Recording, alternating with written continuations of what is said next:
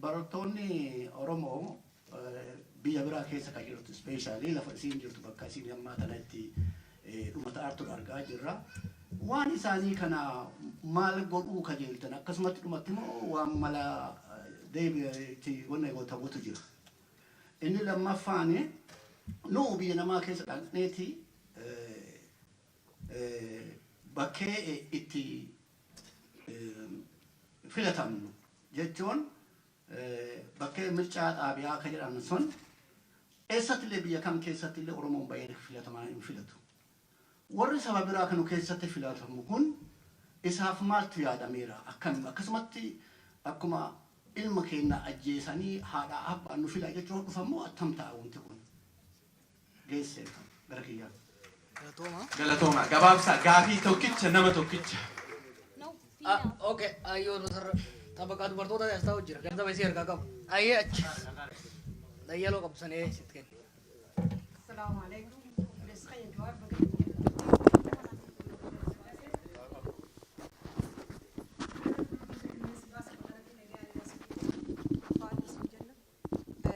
Midian Oromoda akka asirraa nun deemneef san yaada qabna. Ammas manni ni gurguramee jaanii haasoo kana ummataaf akka clear ta'uu barbaanna. Kabinteen kanuma galatama. Akka isii kana nu gabaabsa marti keessanu.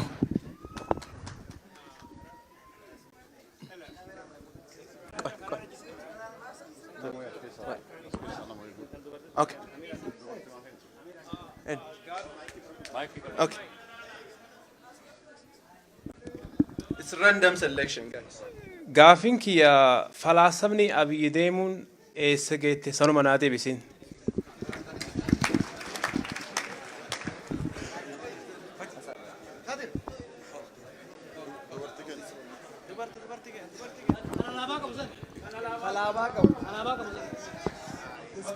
Iskandar.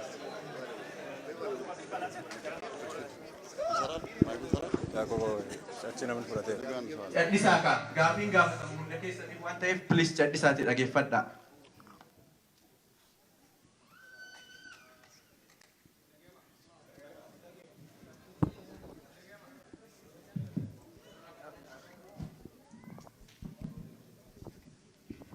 Gaafii xiyyeelleen gabaabduudha.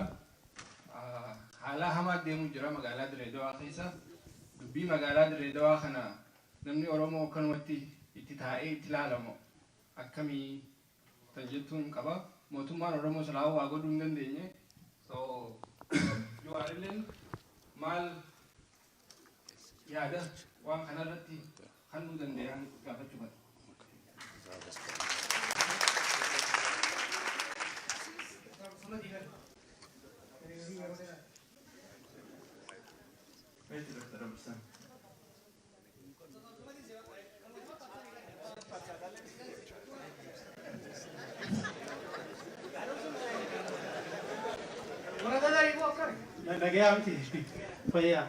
Ani waliin gaafii kiyya gaafachuuf aduu yeroo ammaan tana manguddummaa sitti ergatanii jiranii jiranii manguddummaan sitti ergatan tun ta pirezidaantii Oromiyaa akka taatuuf manguddummaa sitti ergatan nutilleen akka nuti ceetuuf ni feena karaa kamiin manguddummaan sitti ergatan tun akka addaan nu baastu barbaanna kaati duree taateetti nu ceetoo karaa kamiin nu ceeta hoggansa gaaddisa Oromootiin immoo karaa OPDO'n immoo kana addaan akka nu baastu barbaanna.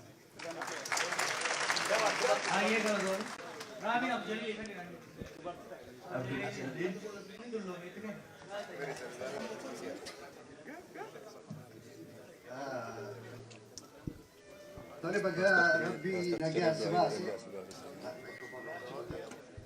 Baga Rabbi nagaa sibaasi. Hold it like that. Bi filannoodhaati. Ulaagaa filannoodhaa keessaa silaa nama biraatti garagalchaa biyya san keessatti mootummaalleen paartiilleen waraanilleen poolisnilleen patroodiraashii fi wanni hundi waan takku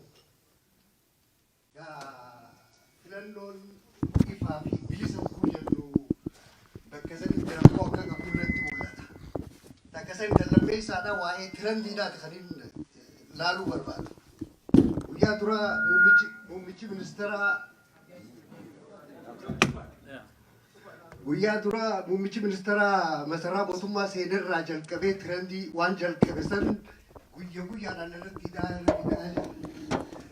laata filannoo sanii gara Oromiyummaan tummataan siidhaa ni jirti.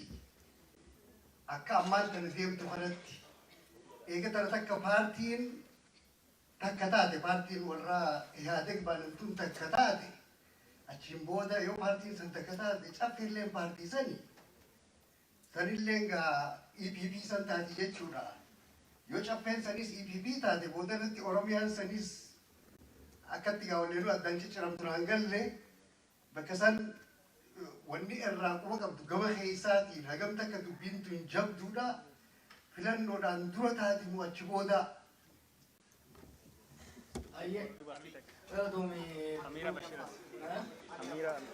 Amira Dagelle, Sambodo Sudi.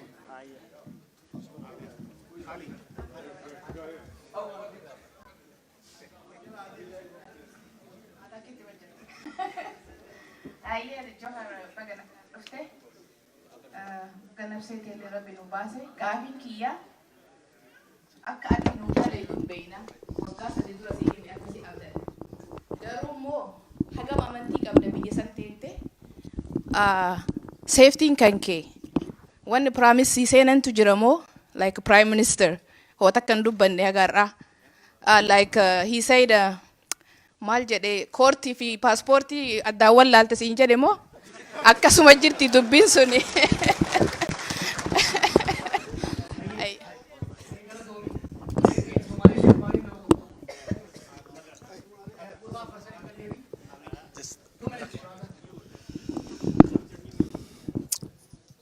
Good evening, my fellow brother and sister. Assalamu alaikum. Mr. Jawar, welcome home. You made it safely. Thank you. Other than that, I want you to know, my Oromo brothers and sisters, when we come to the last struggle, that the hero sacrifice who push this struggle to the finishing line. By doing that, they literally not only liberated Ethiopia from TPLF, but they saved Afar from extension.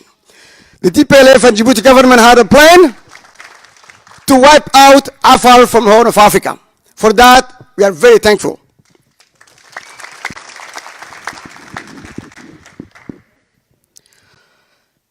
Like, I don't really understand Oromo. I don't know what you say, but I understood a few words. But I do understand that Ethiopia at the crossroad. Of course, congratulations to you guys, Oromo. You made it. You are first-class citizen today. But sadly for us, the minority, tonight I'm not only speaking on behalf of Afar, but on behalf of the voiceless. Beside Oromo, Amara, and Tigray. Who are we, really? Are they Ethiopian? Are they matter? Is our life matter? For last 11 months, ongoing civil war in the Afar region. Hundreds of lives been killed. But recently, 86 lives were lost. All life matter. But our life don't matter. Thus, I want you to understand, like Abi said in the past, this question for Jawar as well. There is no Ethiopia without Afar. There is no Afar without Ethiopia. Not only Afar, we see beyond the Ethiopian border. Our dream can be bigger, to build United Nations of Africa, to eliminate our differences, build a bridge between community. But at the meantime, at this moment, we strongly support ethnic-based federal system. This is only way we can survive as Afar, as Somali, Benishangul, Gambella, Harari, and many more.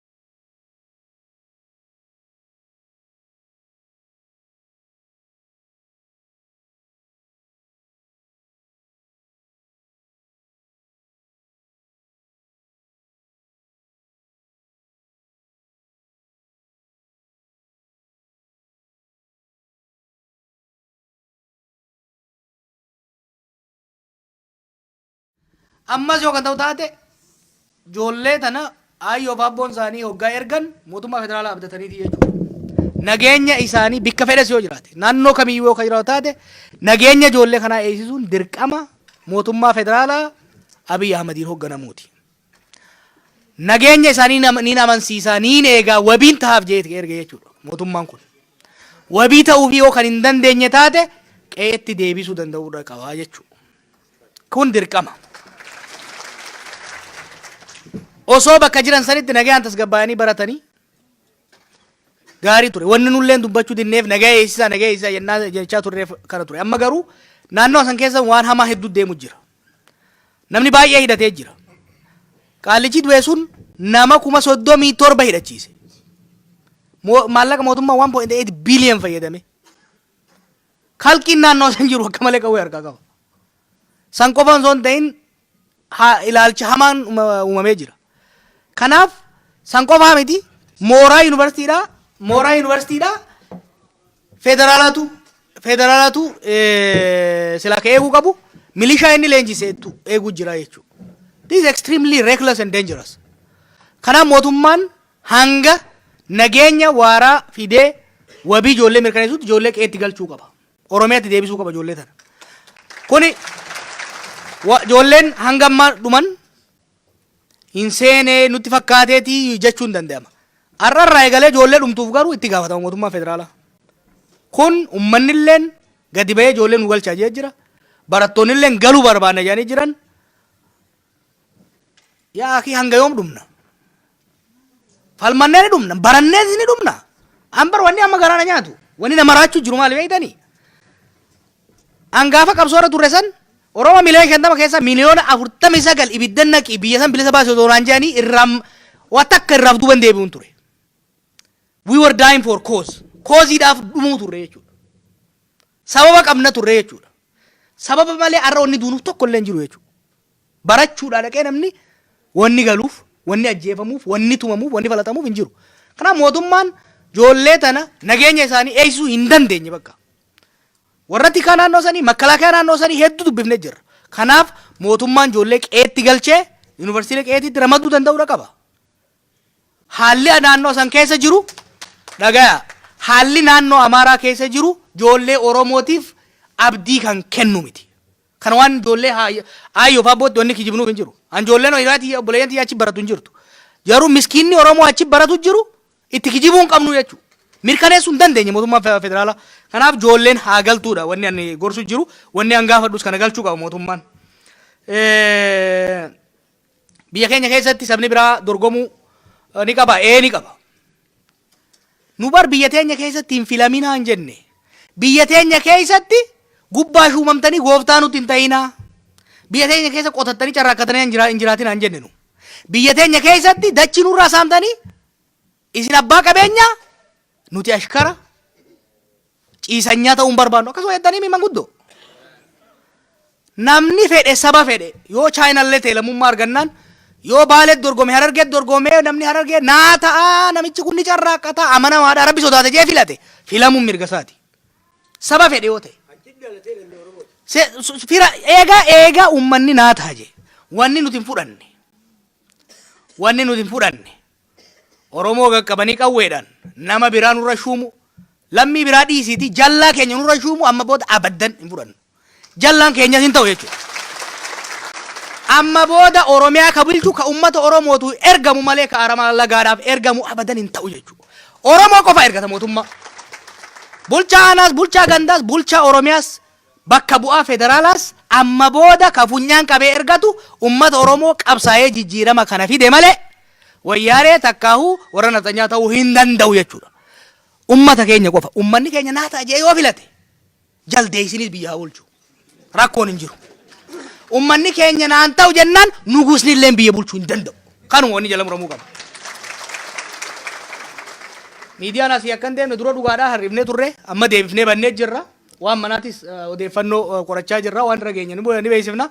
Wanni waadaa isinii gallu dubbiin jajjabdu achittis guddaan nutti duulu jiran mootummaa qabatanii nutti duula jiran duula hamaa nurra godhuu jiranii jechuudha. Nu waadaa dur goonee jira. Abbaa fedhe xiixa malee OMN qilleensarraa sa'a takka daamsuu hin danda'an. Isaan dhiisi wayyaa hin dandeenye. Umaa yaaddayina boolla hedduu qotannee jirraan kan tuutaa sanitti. Beekaawwan waan takka umaa abbaa fedhee waan fedha fida malee hanga doolaarri keessan jiruu fi gargaarsi rabbiitii fi ciminni gaazexeenyaa teenyaa jiru OMN bookisuu itti fufaa jechuudha. Kijiba isaanii itti kutu dhugaa Oromoo ol baasee agarsiisu itti fufaa jechuudha. Kun umaa wanni si sodaachisu hin jiru. Asittis humna gaariidhaan humna guutuudhaan. Usmaan tokko dalagaa eegale jennaan galee fuudhe malee seelaammaa akka gaariitti ittiin deema. Innis gaafa baranoo fidanii deebi'aa ijoolleen biraatiin ni jirti. Amrullaanis kan biraanis ni jira jechuudha. Falaasamni edaamuu eessa geeyyatte? Ani hin beeku akki gootu. Sana akki goonu amma. Waan edaamuu waan amma deeman kanarratti waan rabbi nu beeksise. Waan baranne. Waan obboleeyyan keenya saniif ni ta'a jennu itti himne waan hin taanes gorsine. Amma faayila san cufnee jirra nu. Itti himan malee wayittiidhani. Nuu taajaniimi. Haawuratan. Isinii taajanii gaafa isin fidan harki olii fi gadi abbaan ta'e isanii jechuudha. Akkasii jaran. Tanuma barreessine keessaan itti himne itti waywaanne itti asaasne itti wayne kana achi garuu san bira kunnenu faayila san cufne amma isaanis garasitti nulleen ideoloojiin Oromoodhaa sabboonummaa Oromooti. Falaasamni Oromoota gadaati. Humni keenya tokkummaa teenya jechuudha. Kana waan har'aa haaratti baafnu miti amma 50 irra qabsaa turre jechuudha. If it is not broken, don't fix it. Sabboonummaan Oromoo hin cabne wanni qooybinuuf hin jiru. Beekumsa falaasama finna gadaa nagaa jedhamu qabna. Ka addunyaa meeqaaf dabarsuu dandeenya. Wanni Oromoo jira fe'inuuf illee hin jiru jechuudha. Kanaaf amma san keessa mataa wal buruqsuun maal hin barbaachisu. San asuma cufnee deemna. Gabaa irratti hoggaa dhufte abbaa shamatata jechuudha. Dhimma dirree dhawaa achii kaafte. Dirreen dhawaa fanjii mallasaan awwaalee deeme keessaa takka. Takka dirree dhawaa, takka Hararii, takka Finfinnee bakka adda addaa jirti jechuudha. Mooyyalee. Wayiif godhe. Nuufi uummata biraa walitti naquudhaaf godhe. Fanjii tana akka nutti hin dhoonetti suuta marfeedhaan baasuu barbaachisa. Sini galaami. Waggaa tokkommaan Somaaliif Oromoo waliin naqaa turan. Itti marxifanneeti manguddoo Somaaleetii fi Oromoo wajjin hayyoota wajjin dhayinee Somaaliif Oromoo wal loluu diddee jechuudha. Numa diddee yeroo hedduu waan hin dubbatu tokko beektaniimi. Bikka citaan goggogaan hin jirratti kibriin lafa bu'ee ibiddan qabu ni qaba. Dhayineetti kibriita kanatti dhiibneetuma citaa kana bishaan jala na'inee jechuudha. Kanaaf Somaaliif Oromoo finne ammammoo gara kaanii nutti kaasuu jiran. Humna gurmaa'ee kana wadhu jira. Wannan isin waywaadhu. Warri yaa'ii kanaa godhu xiqqa. Miskiina hedduu jira dirree dhawaa keessa. Sabni Amaaraa, Somaalee, Hararii, ka Oromoo hedduu jira. Jibba saba tokko irratti kakaasuun gaarii miti. Akkaaf akka malee nu dhufanii nu deessii teenyarra jiran, nu wajjin jiran. Carraa akka ta'e hedduun isaa miskiinuma akka keenyaati maatiin ciratee buluu mi ganama. Kana of eegaa iyyaala bitamaa gara kamiyyuu uummata walitti naqu immoo keessaa adda baasanii fottoisuu barbaachisa. Rakkoon dirree dhawaa ta'e isin jettan tanaa misilitti hima. Dirree dhawaa galii amatatti gara biliyoona 9 galchiti yoo dogongoruu baadde 9 biliyoon. Mootummaa federaalaa jaan seeraan hin jiru bar. Dirree dhawaan heera mootummaa federaalaa keessatti hin beekamtu. Garuu ta federaalaa godhanii biliyoona 9 kana keessa biliyoona 8 warri wayyaanii maqaa federaalaatiin fudhataa ture jechuudha. Biliyoona takkitti hafte san irratti Somaaliif Oromoo wal nyaachuu turan. Takkitti irratti. So wanni godhamuu qabu qabeenya achi keessaa bahu galiin warshaa adda addaatirraa gahu dirree dhawaadhaaf akka hafu. Lammaffaa afaan hojiidhaa afaan sabaa achi keessa jiraachuu akka godhamu. Filannoon bilisaa akka godhamu. Diinagdeen akka guddatu. Nama wal nyaachisaati fi magaalaa nyaatu jiranii jechuudha. Kanaaf ijoolleen dirree dhawaa waan gurguddoo laalamuu qabu jira jechuudha. Dhimma heera mootummaa irratti. Dhimma heera mootummaa magaalattiitii fi heera mootummaa federaalaa irratti wanti ilaalamuu qabu ni jira. Humnoota saatanaa ofii maaliin deemtu tun hundi takkuma. Ta naannoo Amaaraa jeeqaa jirtus, ta Finfinnee jeeqtus, Adaamaa jeeqtus, Dirree Dhawaas jeeqtus murna takka. Tanammoo ijoollee teenya nurra baase isinitti hima. From day one osoo fuula kennuufii baatanii dabranii har'a Adaamaa keessa Dirree Dhawaa keessa waan akkanaan godhan. San mala barbaachisa. Baaqaa callaa adda baasaa. Nama summii facaasu adda baasaa. Gara keenyas jiraachuu danda'a ergamaan. Wadda Dirree Dhawaa rakkoon guddaan poolisa. Poolisa Dirree Dhawaa rakkoon guddaan poolisa. Poolisni garee takkarraa ijaarameet warri haaromsaaf maaliin aangoorraa buusan iyyaala walitti ijaaraa jechuudha. Warri keessa jirus boru buuna jeeti wanni godha. Poolisni wanta kun himu poolisa mindaa akka kafalu kantiibaa magaalaati. Garuu bishaan jige tokko kaas jechuun hin danda'u. Maal jechuudha? Meerri Minneapolis, poolisa Minneapolis ajajuu hin dandeenye maal bu'aan isaa? Kanaas jijjiiruu barbaachisa jechuudha. Kanaaf rakkoo keessa jijjiiruu sana structural ta'e. Ka guyyaa guyyaa tana ibidda dhaamsaa yoo ka deemnu taate ibidda dhaamsuu itti hafuufnu. Namni akka nama ofirraa akka walitti hin buune dhorkaa garuu rakkoo structural ta'e san furaa deemuudha. Hin usne. Hin usne. Eegaan asiin galee hangaan dubbii Oromoo fi Somaalee irra dalage waan takka irratti hin dalagne. Hedduu itti milkooyne gargaarsa rabbiitiif taman guddootiin. Dirree Dhawaa keessatti rakkoo sila uumamuu danda'u hedduu furree jechuudha. Amma haaraa dhufte tanaas ni furra. Bifa adda addaatiin ni furra. Garuu waan sabarra akka kaasu. Bar waan if eeggachaa yoo hin deemne saba biraa fakkaatee kan arrabsu dhaggeeffannee saba biraa irratti yoo ka deemtu taate namni wal fixa. San of eeggannaan deemuu barbaachisa. San irratti dalayna. Dirree Dhawaa an akka kiyyatti poolisa achiisu san hunda haxaanii baasuudha. Haxaanii baasanii taaddisoo galchuudha. Harar dalage immoo isinitti hima. Harar poolisni akkaan rabbasheet qeerroo jee iyyaala olii gamaa gamanaan jaaree nama cinqee waliif fuudhaniiti Adaamaa kanaan si'amaa salxanya galchan. Makalaakiyaa federaalii ni qabate. Qulqullaa'ee akka keessaa ari'amee kuun toobatee galee jechuudha. Harar nagaa qabdi har'a. Harar nagaa qabdi. Dirree Dhawaallee akkas godhuu barbaachisa. Warri silaa nagaa eeysisu hattuu taanaan saamtuu taanaan nageenyi hin jiraatu jechuudha. Kanaaf Dirree Dhawaa qaama mootummaatii jeequ jira kana nama qofaa miti. Qaama mootummaatii jeequ jira jechuudha. Kana bifa saniin irraa aanuu barbaachisa. Manguddummaa sitti ergatan. Ani ilma malee intalaas hin qabu nama manguddummaa natti ergatan agarre. Yoo aadaan garagaltee ilma fuudhuudhaaf dhufanis galumta biraati. Oromoon kiyyaas amma gana fuudhuudhaaf hin dhiyaanne pirezidentummaanis ministirummaan manguddummaan kennamtu amma booda haraam Itoophiyaatti. Uummanni filachuu qaba. Dhageessanii pirezidentummaanis ministeerummaanis xaqilaa ministirii whatever namni uummanni filatiin ol hin bahin ol bahin nama gaffin caana. Dhageessanii filannoo qofaan filannoo uummataa qofaan kan ta'uu qabu. Manguddummaa akkasii olola oofan olola maqaa nama balleessuudhaa oofani malee na biraas wanni dhufeen jiru wanni manguddummaan deemamuus hin jiru. Kaabdu Jaliil gaafate filannoon bakka caasaan mootummaa kan nageenyaa kan adda addaa kun harka mootummaa jirutti filannoon ifaa bilisaanii ta'a. Namni guyyaa bofa arge halkan teeba sodaata. Akkasimi Kaabdu Jaliilis saniif dubbata. Nulleen shakkii qabna jechuudha. Garuu itti seennaa jedhanii jiran. Eega itti seenna dubbii bahan dhoorganii gala dhoorgan.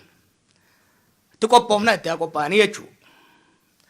Akka duritti akka mallasaan barsiisetti korojoo ceha yoo jee korojoo keessaa harka akka hin baane immoo itti qophoofna jechuusanis. Waan biraa immoo waan tokko ni yaadina. Biyya san keessa waa hedduu jijjiiramaa dhufu jira. Gateettiin uummata biyya sanii amma booda abbaa irree hin hayyamtu. Qalbiin uummata sanii amma booda hanna korojoo hin hayyamtu. Humni mootummaatis hatuus hin dandeessu hatteetis bahuu hin dandeessu. Ani wanni obboleeyyan keenyattis kabiraattis dhaamu. Biyya san keessatti amma booda filannoon haramnaan biitii sun wassalaam dhumatteef namni kana beekuu danda'u qaba. Ni dhumattiif it will expire. This election will be either a renaissance of the country or an expiration. Baay'ee rakkoo uumuu danda'a jechuudha. State fragility guddaa polarizationiin guddaan bakka jirutti filannoo eeganii goona jedhanii filannoon sun ifaaf bilisa akka ta'u godhuu kana gochuudhaaf immoo wal hubannaa waliigaltee instituushinii adda addaa irra deemuun barbaachisaa. Shakkiin si biraa ana biraas ni jirti itti qophaa'aa deemuudha. Tirendiin ati jette ni jirti. Tirendiin ati jette ta Itoophiyaa dullattii deebisanii jaaru ifatti ija babaaftee deemuu jirti jechuudha. Itoophiyaa mallasaa miti, ta Mangistulleetii miti, ta Haayila Sillaasee miti, Minilik deebisuudhaaf wanni hawwatamu akka jiru ifa. Garuu too little too late. Amma boodatti Oromiyaa irratti, naannoo Somaalee irratti, Walaayitaa irratti, Sidaamaa irratti Itoophiyaa afaan takka ija takkaaf gurra takkaa san deebifnaan maraachuu qofa jechuudha. It is impossible. Oromiyaa keessatti gabaan Oromoo fi Oromummaa qofa bitatti namni tabiraatiin deemu qalqalloo geeffatee baadhatee nama galu ta'a. Kana beekuu danda'uu qaba. An akka nama tokkotti qabsaa'ota kaan wajjin ta'uudhaan nama injifannoo uummanni Oromoo waggaa 50 dhiigaaf lafee isaa kanaan fidee ufduuba deebisuu barbaadu. Ka Oromiyaa diiguu barbaadu. Ka Oromummaa diiguu barbaadu. Ka seenaa teenya xureessee ka Ormaa nurra tuuluu barbaadu ni irratti qabsooyna dura dhaabanna ni wareegamna malee hin ayyamnu kana. Kana ammoo Oromoo miliyoona 50 bahaadhiyaa kaabaa kibba guyyuu mirkaneessaa jiranii jechuudha. Filannoodhaan yoo dhufan isaanis yaada isaanii adeemsisan nuti yaada keenya adeemsisan uummanni Oromoo Oromiyaa har'aatii fi Itoophiyaa boruuf barbaadamoo Itoophiyaa dullattii barbaadaa murteessu. Yoo isin Itoophiyaa dullattii barbaada jettan ni fudhanneeti harka kenninaa jechuudha. Humnaan garuu Itoophiyaan dullattiin dhaloota haaraa Oromooti irratti, dhaloota haaraa Somaaleeti irratti, dhaloota haaraa Sidaamaaf Walaayitaati irratti abadan deebitee hin ijaaramtu.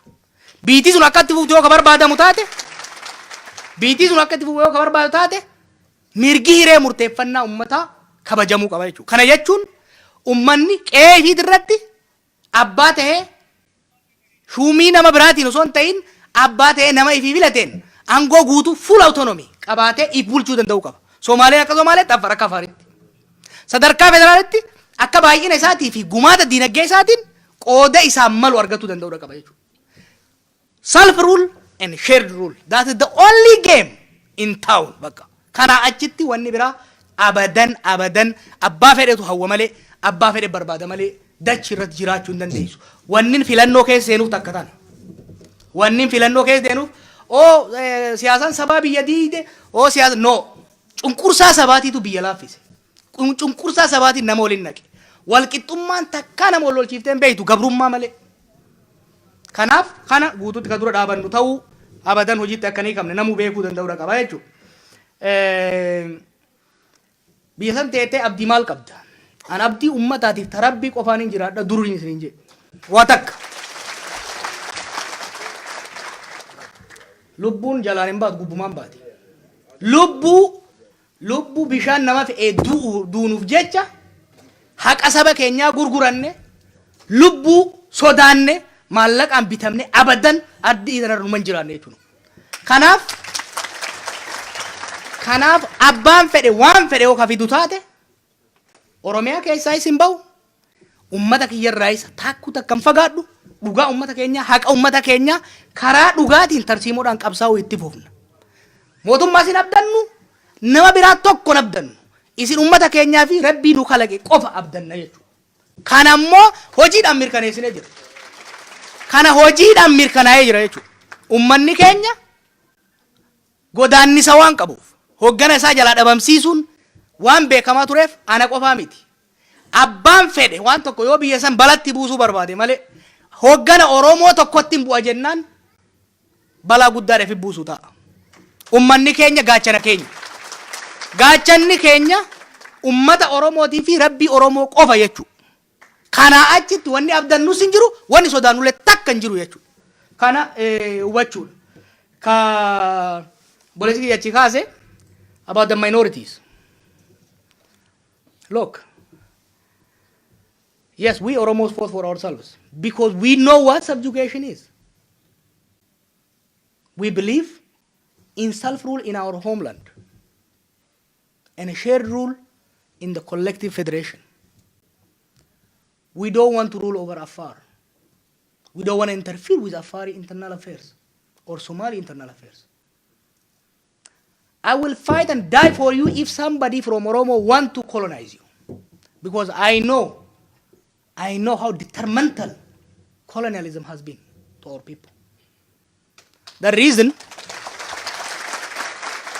today in Ethiopia, I'm public enemy number one. I did not steal from anybody. I didn't take anybody's wife. I did nothing.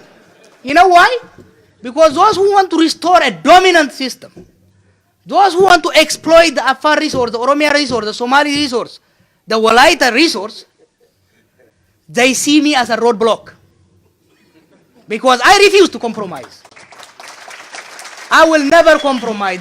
A true freedom fighter, whether he's Somali, Afar, Sidama, will never compromise on the right of the nation and nationality of Ethiopia to govern themselves and to have a fair share in the federal system. This is very important. Look, I always say the conflict in Ethiopia is largely a struggle between the three large groups. It is because of that the historical outcome. The Ethiopia we envision, the Horn of Africa we envision is where everyone, every nation, large and small, exercise full self-rule and also have a fair share of wealth and power in the federal system. That is the Oromo position. That has been the Oromo position from day one. It is the Oromo position today. It is an Oromo position to the future. We stand with our people. On the Afar-Somali conflict, one of the saddest, the most meaningless, the stupidest conflict in that area is the conflict between Afar and Somali and Oromo. Let me ask you, our Afar and Somali brothers, what the hell do you fight over? There is nothing. I will tell you, I've been there. Somalis and Afars, they are nomads in that area. The most lucrative business in the area is contraband. You know who runs it? They pay left generals. Somebody makes big money, you fight over leftover. It's shameful. It is shameful on Somali and Afar leadership. It is shameful on the Oromo federal leadership. They should have been intervening. They should have been punishing any mercenary from Somali or Afar area who instigates this kind of conflict. It is shameful in the era where Oromos have captured the central power that our brothers, people who have been subjugated with us, are fighting. It is painful. It is very shameful for Oromo, Somali, Afar leaders to actually face their people unless this kind of skirmish and conflict stop.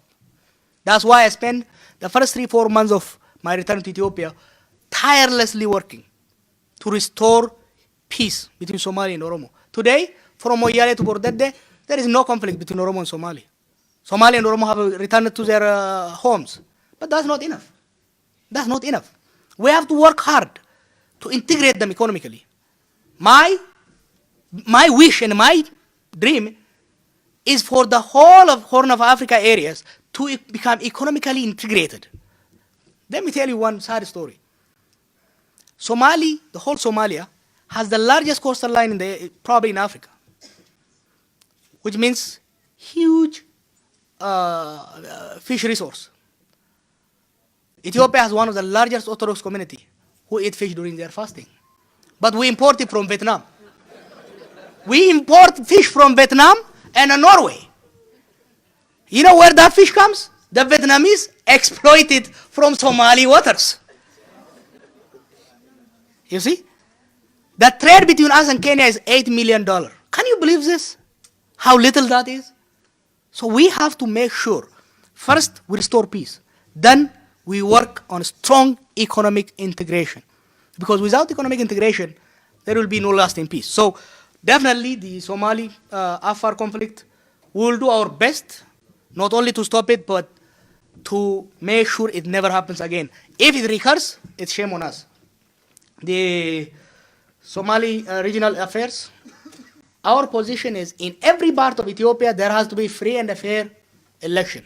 My advice to our Somali brothers, don't bring your internal affairs to Oromos. Don't.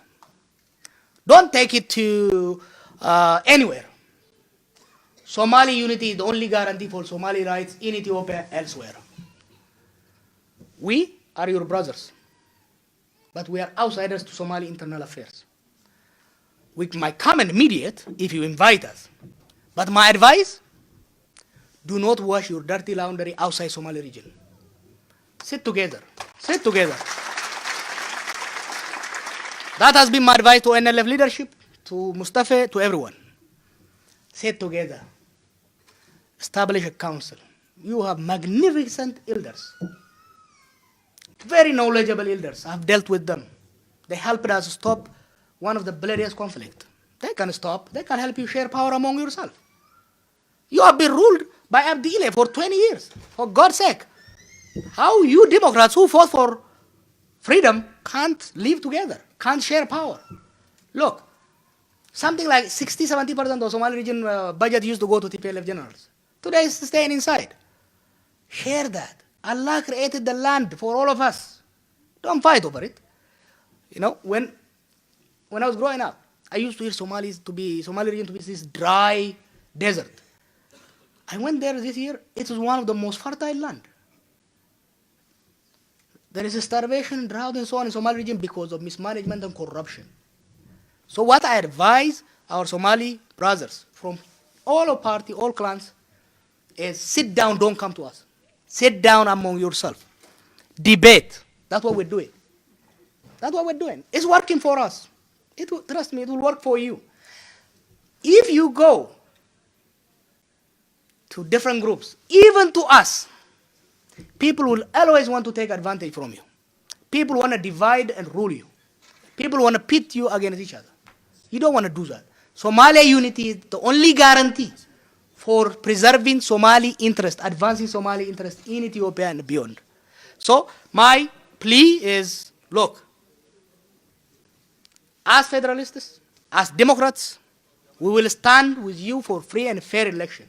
But we will never intervene in Somali internal affairs. Somali internal affairs is the business of Somali leadership. Fidat de wanin jau. Aduma na so Amerikana de mabeta. Amon ni sinin jau. Nagaya. Kapson gara fuldura ati dem no. Ufegganno gudda gaafatti. Tokkummaa cima gaafatti. Tarsiimoo bilchaata gaafatti. Wareegama qaqqaalis nu kawalchiisuu dandeessi jechuudha. Wanni waadaa isinii gallu hoggansa biyya jiru wajjin filannoo tanatti wal sakaaluudhaan hin seennu. Harka tokko wal qabannee seennu nu hundi. Harka tokko wal qabannee seennu. Dhugaa Oromoo karaa Oromoo hin balleessinu wal hubannee deemna. Isin tokko ta'a deema. Ani yeroo hundoo ani isin hin jee. Abbaan siyaasaa akka naggaadeeti. Waanuma gabayaan bittu gurgurata. Oromoon tokko taanaan tokkummaadha gurgurata. Oromoon qoqqoodamnaan chirichaarootti seenaa jechuudha. Chirichaaroon of hin dhiyeessina. Tokkummaa ta'e san cimsinaan tokkummaan hoogganaa ni dhufa. Tokkummaan hoogganaatiif kan uummataa waliin dhufnaan miilaan mataa waliin deemu injifannoon haqa aqiidaadhaan ni dhufti. Hedduu galatoomaa warri misoota isin jaalladha nagaan naa bula. Garanan dhufina, please garanan dhufina haga inni bahuuf asuma dhaabannee sakandii 20 haa eegnu, sakandii 20 haa geggeessinu ni asuma dhaabannee bakkuma jirtanii dhumkain haa geggeessinu akkasi. Right. Waan dhuftaniif hedduu galatoomaa ijoolleen Oromoo kanneen kitaaba barreessanii kitaaba balbalarra qabattu jiranii gaafa